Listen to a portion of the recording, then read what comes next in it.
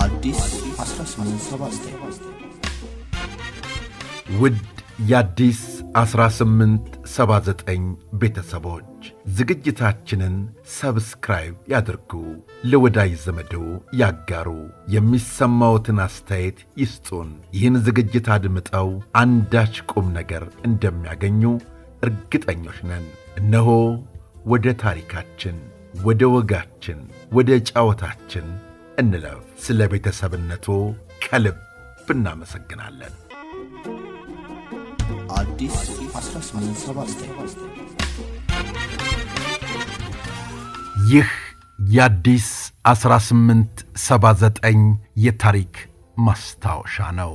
መጋቢት 1 ቀን 2011 ዓመተ ምህረት ረፋድ ላይ መነሻውን አዲስ አበባ ቦሌ ዓለም አቀፍ አውሮፕላን ጣቢያ መዳረሻውን ደግሞ ወደ ኬንያ ናይሮቢ ጆሞ ኬንያታ ዓለም አቀፍ አየር ማረፊያ አድርጎ በረራ የጀመረው ኢቲ 302 መሬት በለቀቀ በ6ኛው ደቂቃ ላይ ቢሾፍቱ ልዩ ስፍራው ቱሉ ፎራ በተባለ ቦታ ተከሰከሰ። የቦይንግ ኩባንያ ምርት የሆነው አውሮፕላን የበረራ ክፍል አባላቱን ጨምሮ 157 ሰዎችን አሳፍሮ ነበር። በአደጋው ሁሉም ተሳፋሪዎች ሕይወታቸው አልፏል። የዚያን አደጋ ታሪክና እንዲሁም የምትወደውን የወንድሟን ታሪክ ያልገሩትን ፈረስ በማለት ፋሲካ ሙሉ ከጻፈችው መጽሐፍ ላይ በዚያ የአውሮፕላን አደጋ ሕይወታቸው ካለፈ ኢትዮጵያውያን መካከል የአንደኛዋን ታሪክ እንዲህ እንመለከተዋለን። በዚያ አደጋ ሕይወታቸውን ያጡትን በሙሉ ነፍስ ይማር ብለናል።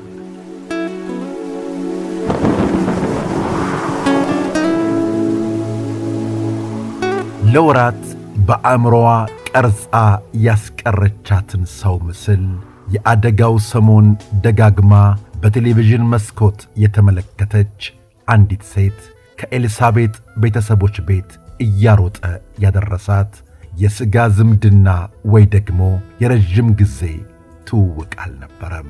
ኤልሳቤጥ ከወራት በፊት በዚህ ሴት አእምሮ ውስጥ ቀርጻ ያኖረችው መልካምነት እንጂ። ኤልሳቤጥ ከጸጉር ቤት ወደ ቤቷ ለመመለስ የገባችበት ባጃጅ ውስጥ ሴቲቱ ከልጇ ጋር ተቀምጣለች። ሰው የተከፋ ከመሰላት አተኩራ ማየትና የደግነት አሻራዋን ማሳረፍ ትወዳለችና የልጁ አለባበስ ትኩረቷን ስለሳበው ልብ ብላ ተመለከተችው። ልጁ የተጎሳቆለ ሰውነቱን የሸፈነበት ሹራብ ከማርጀቱ የተነሳ ክንዱ ላይ የተቦጨቀ ነበር። ኤልሳቤጥ ባየችው ነገር ስሜቷ ተጎዳ። አንድ ነገር ማድረግ እንዳለባትም አሰበች። ከመዳረሻዋ ደርሳ ስትወርድ ለልጁ ሹራብ ግዢለት ብላ ሴትየዋን በእጇ ገንዘብ አስጨብጣት ወረደች። ከዚህች ቀን ጀምሮ በሴትየዋ አእምሮ ውስጥ የኤልሳቤጥ ምስል ተቀርጾ እንደቀረ የአውሮፕላን አደጋው ደረሰ። ይህን የምትነግረኝ ከእህቷ ከኤልሳቤጥ ጋር ድንቅ የሆነውን የእህትነትን ፍቅር ስትጋራ የኖረችው ቤተልሔም ምንውየለት ናት። ከቤቲ ጋር በተገናኘን ቁጥር ስለ አደጋው ሲነሳ የምታወርደው እንባ የቁርኝታቸውን ጥልቀትና ምስጢር ይነግረኝ ስለነበር ስለ ኤልሳ ለመነጋገር የተቀጣጠርንበት ቀን ሲደርስ እጅጉን ነበር የፈራሁት። ቤቲም እንደዚያው። መቼም በዚህ መጽሐፍ ላይ ስለ ኤልሳቤጥ አጠር ያለች ነገር ማስቀመጥ ስለነበረብን ሁለታችንም የፈራነውን ስሜት ተጋፍጠን ለመገናኘት ቀጠሮ ያዝነው ከአንድ የመዝናኛ ስፍራ ነበር።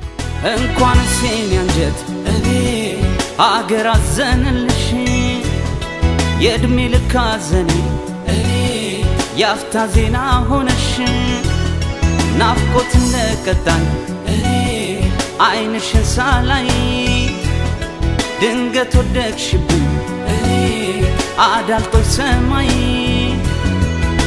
ሆና ቅኔ ሆና ቅኔ ሆና ኤልሳ አንድ ጊዜ ከባንክ ውስጥ እንደቆመች አንድ ጠና ያሉ ሰው በተመሰቃቀለ ስሜት ውስጥ ሆኖ ተመለከተች። ሰውየው ሊጥላቸው ጫፍ የደረሰውን ድህነትን አሸንፈው የቆሙት በብትራቸው ኃይል ነው። መነጽራቸው እንኳን ተጣሞ ጉስቁልናቸውን ያሳብቅ ነበር። የተመለከተችውን ነገር እልባት ሳትሰጥ ማለፍ ስለማትችል እየሆነ ያለውን ነገር መከታተሏን ቀጠለች። ሰውየው ዩኒቨርሲቲ ለሚማር ልጃቸው 200 ብር በባንክ ልከውለት ሲያበቁ መላካቸውን ደውለው ለልጃቸው በስልክ ሲናገሩ ሰማች። ልጁ 200 ብር አይበቃኝም ሳይል አልቀረም። አባት ማስረዳት ጀመሩ። ልጄ ይህንንም ከየት እንዳመጣው የማውቀው እኔ ብቻ ነኝ።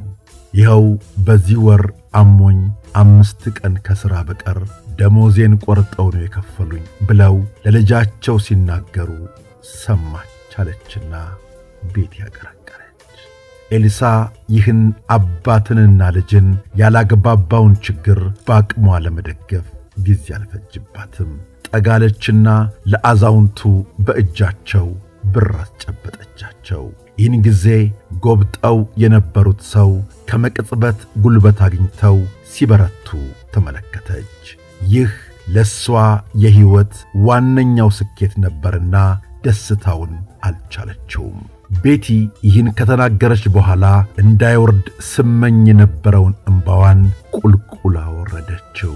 ስሜቷን ለመቆጣጠር እየታገለች አንድ ማሰሪያ ቃል ግን ተናገረች። የምትፈልገው ነገር ሁሉ እየተደረገላት አድጋ እንዴት የእያንዳንዱ ሰው ችግር ውስጧን እየሰረሰረ እንደሚገባ ሳስበው ይገርመኛል አለች።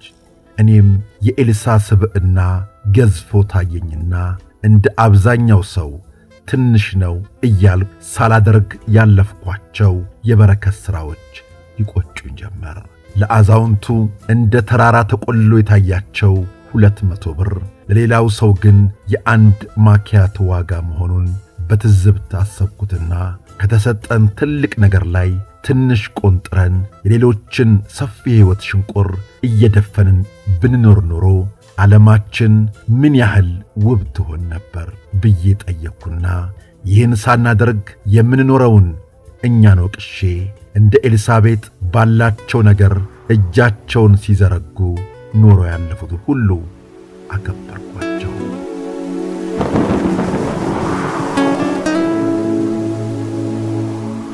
ኤልሳ የተመረቀችው ከአዲስ አበባ ዩኒቨርሲቲ በሜካኒካል ኢንጂነሪንግ ነው።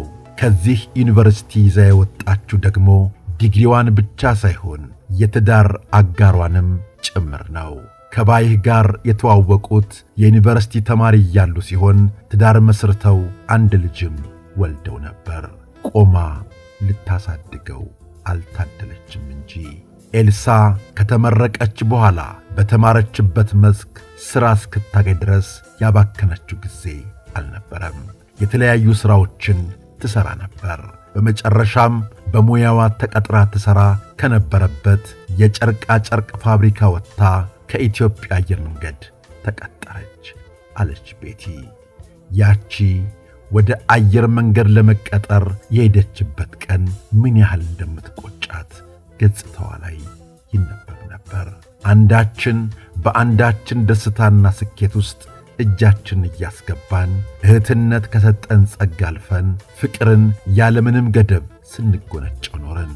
በኤልሳ እህትነት ውስጥ እናትነትን፣ ጓደኝነትን፣ ወንድምነትን፣ ሁሉንም ነገር ማግኘት እንደሚቻል ተምሬያለሁ። እኔ እንድደምቅ ለሷ የተሰጠውን ድምቀት ሁሉ ትሰጠኛለች።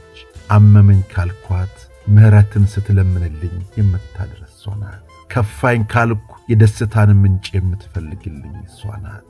ወድቄ ከተነሳው የመነሳቴ ብርታት ኤልሳ ናት። በሁሉ ነገር ጀግና ሆና ሳለ ትጀግነዋለች እንጂ ጀግንነቱ በሷ ላይ ሳይሆን በኔ ላይ ሲታይ ነው የምትረካው። ስለዚህ እሷ በሰራችው ሥራ እኔን እያገነነች ኖራለች። ለምክርና ለተግሳጽ ከኤልሲ ፊት ከቆምኩ በእያንዳንዱ ቃላት እንደ ቅጠል ስለመልም ይሰማኛል። እኔን የከበዱኝን ነገሮች ሁሉ በሷ ትከሻ ላይ ሳሳርፋቸው እፎይታን አገኛለሁ።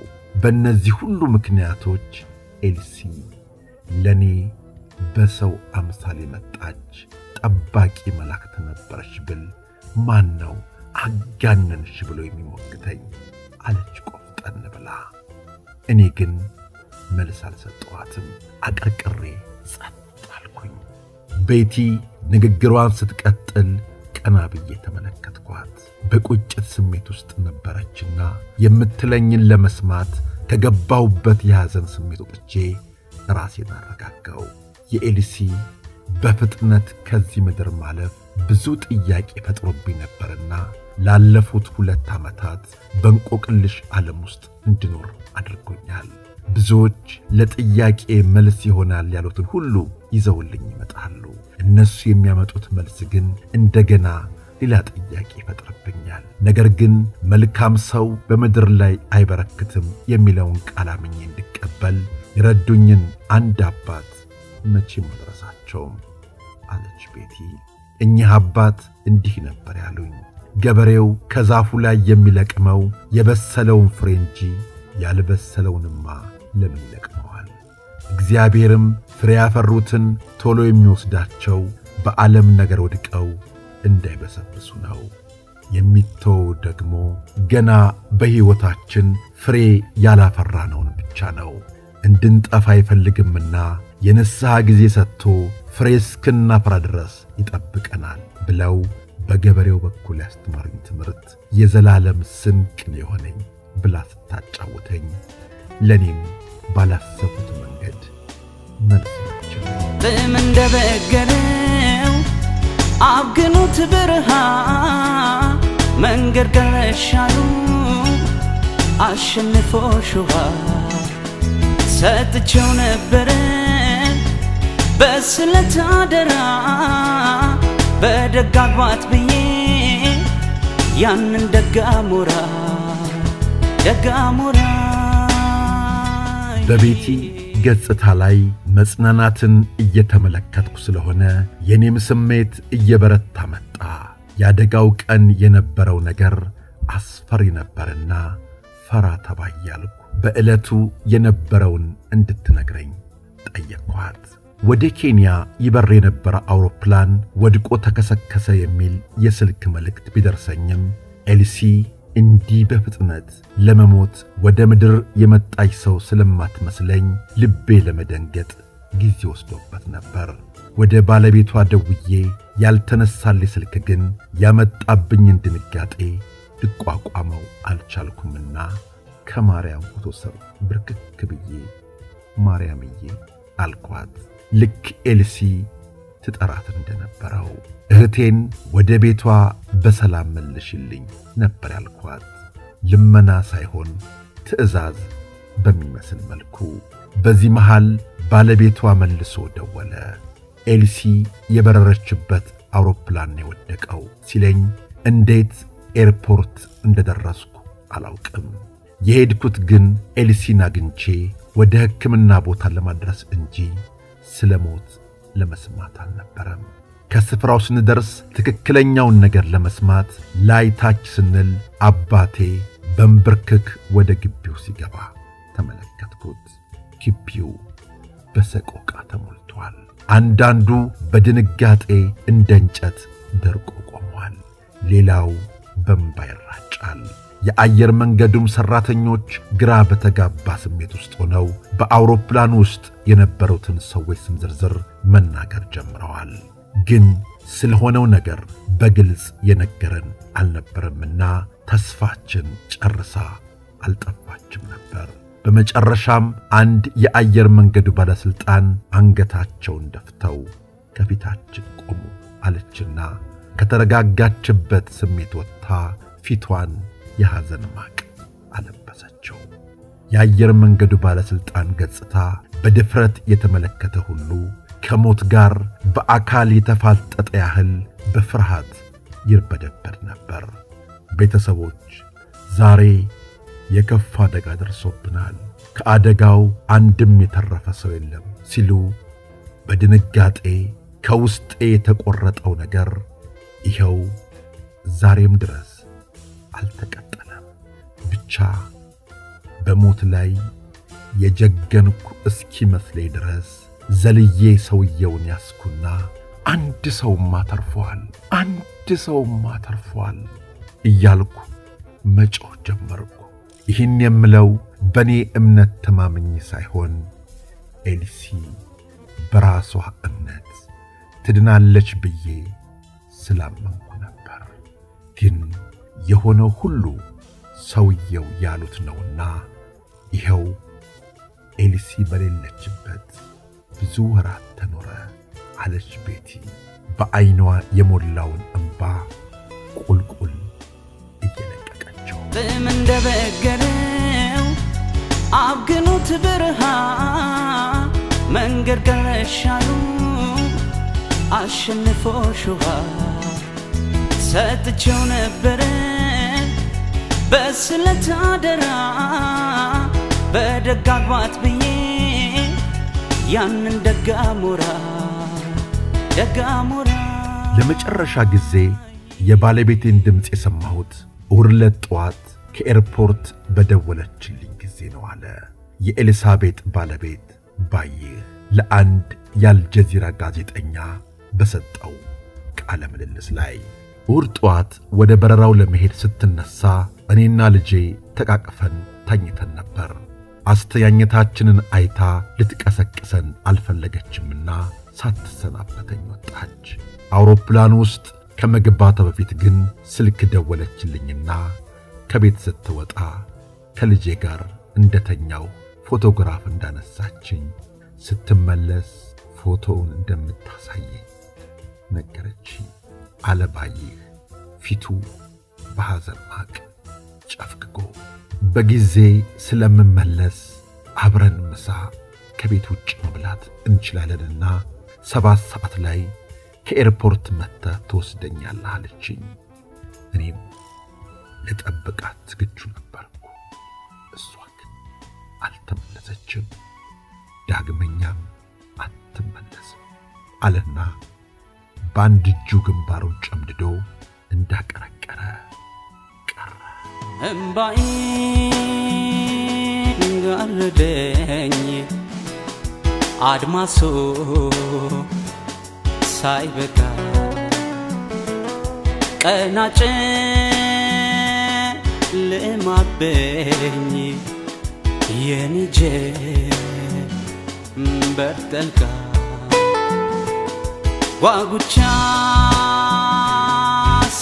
ስትጠብቅ አበባ ታቅፌ እንደ ሰም ቀለጥኩኝ ወርቄን ተዘርፌ ሆና ቅኔ ሆና ኤልሳቤጥ ወደ ኤርፖርት በምትሄድበት ሰዓት የአዲስ አበባ ጎዳና እንደወትሮው በሰውና በመኪና ተጨናንቆ ቢሆን ኖሮ በውስጧ የሚመላለሱት ሐሳቦች ምን አይነት መልክ ይኖራቸው ይሆን? መቼም ጸጥ ረጭ በሚል ጎዳናና በሚተረማመስ ጎዳና ላይ ሲነዱ የሚመላለሱት ሐሳቦች ለየቅል ናቸው። ምናልባትም ጸጥታው ሐሳቧን ስላረጋጋው ይሁን እንዴ በሰሞኑ ላንዲት የቅርብ ዘመዷ ወታደሮችን ይዘን ወደ ሩቅ አገር ስንሄድ አይቻለሁ ብላ የነገረቻት ህልም ትዝ ያላላት እንዲያው ግራ ቢገባኝ እንጂ ትዝ ቢላትስ ምን ታደርግ ነበር? ምን ያህል በጭንቀት ላይ ብትሆንም ከ6 ደቂቃ ውስጥ አንዷን ሰከንድ ቢሆን ተሻምታ ተቃቅፈው እንደተኙ ያነሳቻቸውን የባለቤቷንና የልጇን ፎቶ ለመጨረሻ ጊዜ መመልከቷም አይቀሬ ነው። በልቧ ዙፋን ላይ ያኖረቻቸውን 2 እህቶቿን እናትና አባቷን በቅፏ አስገብታ ወደ ፈጣሪ ለመመልከትም ሌሎችን ሰከንዶች ትሻማለች። ታውቀው የለ ነገሩ እየከፋ መምጣቱን ግዑዝ ነገር ከአብራሪዎቹ ቁጥጥር ውጭ ሆኖ በራሱ መንገድ መጋለም መጀመሩን ኤልሳቤጥ የተቸገረን ሰው ጥያቄ ሳትፈታ ማለፍ አትፈልግም። እንኳን ከሞት ጋር ትግል የገጠመን ሰው ይቀርና ፈርዶባቸው በ737 ማስክ 8 አውሮፕላን ተሳፍረው በምጥ የሚናውጡትን መንገደኞች እየተመለከተች የዚህ ሁሉ መንገደኛና የሷም መጨረሻው ሞት እንዳይሆን ወደ አምላኳ ኤሎሄ ኤሎሄ ትላለች። ፈጣሪ ግን ለጸሎቷ መልስ የላከላት ለስጋው አልነበረም። ስጋማ አፈር ነው፣ ወደ ስፍራው ይሄዳል።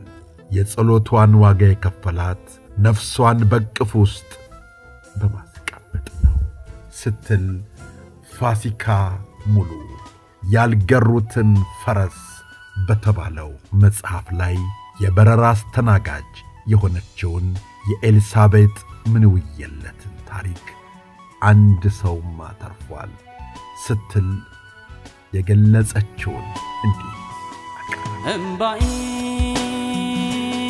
ጋረደኝ አድማሱ ሳይበቃ ቀናጨ ለማበኝ የንጀ በርተልካ ጓጉቻ ስትጠብቅ አበባ ታቅፌ እንደ ሰም ቀለጥኩኝ ወርቄን ተዘርፌ ሆና ቅኔ ሆናኝ ቅኔ ሆና ቅኔ ሆናኝ ቅኔ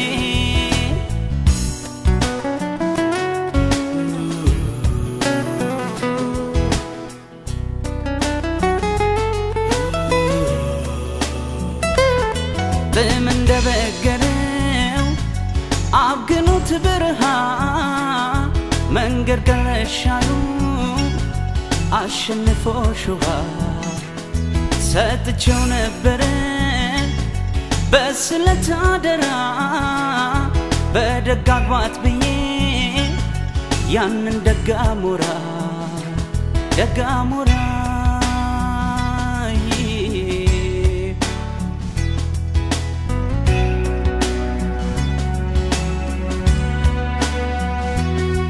እንኳን ሲን ያንጀት እኔ አገር አዘንልሽ የእድሜ ልክ አዘኔ እኔ ያፍታ ዜና ሆነሽ ናፍቆት እንደቀጣኝ እኔ አይንሽን ሳላይ ድንገት ወደቅሽብኝ እኔ አዳልጦች ሰማይ ሆና ቅኔ ሆና ቅኔ ሆና ቅኔ ሆና ቅኔ ሆና ቅኔ ሆና ቅኔ ሆና ቅኔ ሆና ቅኔ ፋሲካው ድንቅ መጽሐፍ ጽፋለች። ይህን መጽሐፍ ቤተሰቦቻችን እንድታነቡት እንጠይቃችኋለን። ከልቡ የተጻፈ መጽሐፍ፣ በቋንቋ ውቅር ስሜትን የሚገልጽ መጽሐፍ። አዎ ሊነበብ ይገባል። ሕይወት በ6 ደቂቃ ውስጥ እንዴት እንደምታበቃ ያሳየ መጽሐፍ። እኛ ለዓመታት እንለፋለን፣ እንሮጣለን፣ እንደክማለን። ሕይወት ግን አንድ ቀን ይቆማል። ለዚህ ደግሞ መልካም ሥራ መስራት መልካም ቦታ ያውላል። ኤልሳቤጥ ስትሰራ የነበረው ይሄንን ነበር። በደግነቷ በደግ ሥራዋ ዛሬም ትታወሳለች። ባለን አቅም ባለን ጉልበት አነሰ በዛ ሳንል አቅማችን የፈቀደውን ተካፍለን እንብላ። ይህ እንዲሆን የሁላችንም ነው። ውድ ቤተሰቦቻችን የፋሲካ ሙሉን ያልገሩትን ፈረስ መጽሐፍ እንድታነቡት ደጋግመን እንጋብዛችኋለን። ስለ አብሮነታችሁ ስለ ወዳጅነታችሁ ከልብ እናመሰግናለን። በዚያ አውሮፕላን አደጋ በሞት ያጣናቸውን 175 ዜጎችን በሙሉ ነፍስ ይማር እንላለን። እናመሰግናለን። በቀጣይ እንዲሁ እንዳማረብን ተመልሰን እንገናኛለን። አዲስ 1879